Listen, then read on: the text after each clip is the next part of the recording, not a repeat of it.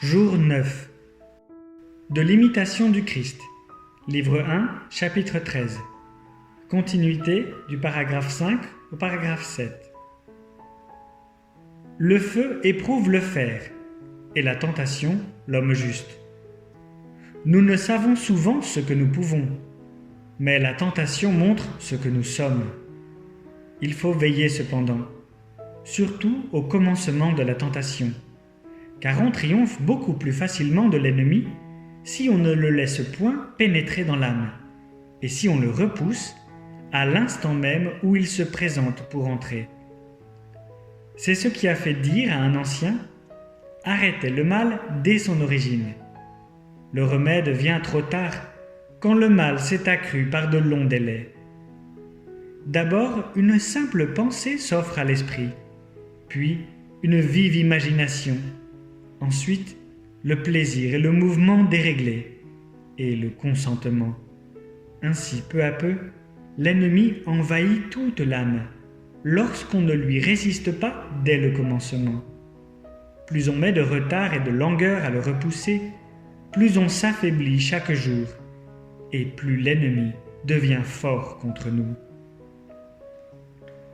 Plusieurs sont affligés de tentations plus violentes au commencement de leur conversion, d'autres à la fin. Il y en a qui souffrent presque toute leur vie. Quelques-uns sont tentés assez légèrement, selon l'ordre de la sagesse et de la justice de Dieu qui connaît l'état des hommes, pèse leurs mérites et dispose tout pour le salut de ses élus. C'est pourquoi, quand nous sommes tentés, nous ne devons point perdre l'espérance, mais prier Dieu avec plus de ferveur, afin qu'il daigne nous secourir dans toutes nos tribulations. Car, selon la parole de l'apôtre, il nous fera tirer avantage de la tentation même, de sorte que nous puissions la surmonter.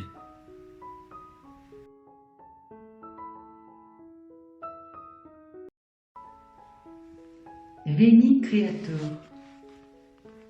Venez, Esprit Créateur, visitez les âmes de vos fidèles et emplissez de la grâce d'en haut les cœurs que vous avez créés. Vous êtes appelés consolateurs, don du Dieu très haut, fontaine de vie, feu, amour et onction spirituelle. Vous qui répandez 7 dons dans les âmes, doigt de la droite du Père, solennellement promis par lui aux hommes, et qui mettez sur leurs lèvres les trésors de votre parole. Faites briller votre lumière à nos yeux, répandez votre amour dans nos cœurs, soutenez la faiblesse de notre chair par votre vertu incessante. Repoussez bien loin notre ennemi et donnez-nous promptement la paix. Marchez devant nous comme notre guide pour que nous évitions tout mal. Qu'il nous soit donné par vous de connaître le Père, comme aussi le Fils, et vous, ô Saint-Esprit, qui procédez de l'un et de l'autre, faites que nous ayons toujours foi en vous. Gloire soit à Dieu le Père et au Fils qui est ressuscité des morts, comme au Paraclet, dans les siècles des siècles, ainsi soit-il. Amen. Ave Maris Stella.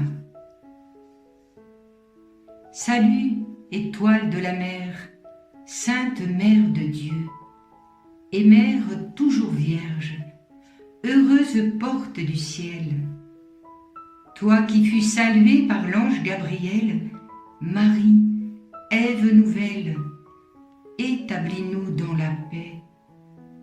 Délivre les pécheurs, rends la vue aux aveugles, éloigne le malheur, obtiens-nous le bonheur.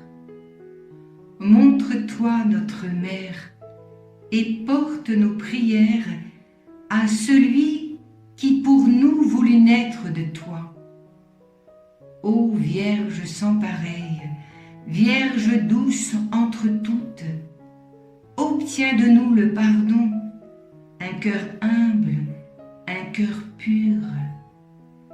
Accorde-nous de vivre sur le chemin du bien, pour qu'en voyant Jésus, notre joie soit parfaite. Louange à Dieu le Père, gloire au Christ le Seigneur, et gloire à l'Esprit Saint, aux trois le même honneur. Amen. Magnificat. Mon âme exalte le Seigneur, exulte mon esprit en Dieu mon Sauveur. Il s'est penché sur son humble servante. Désormais, tous les âges me diront bienheureuse. Le Puissant fit pour moi des merveilles, saint est son nom.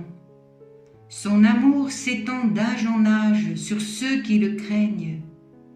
Déployant la force de son bras, il disperse les superbes.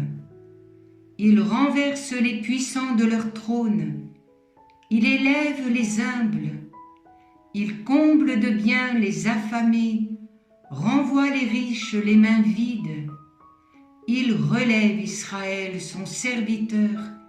Il se souvient de son amour, de la promesse faite à nos pères en faveur d'Abraham et de sa race à jamais. Gloire au Père et au Fils et au Saint-Esprit, pour les siècles des siècles. Amen.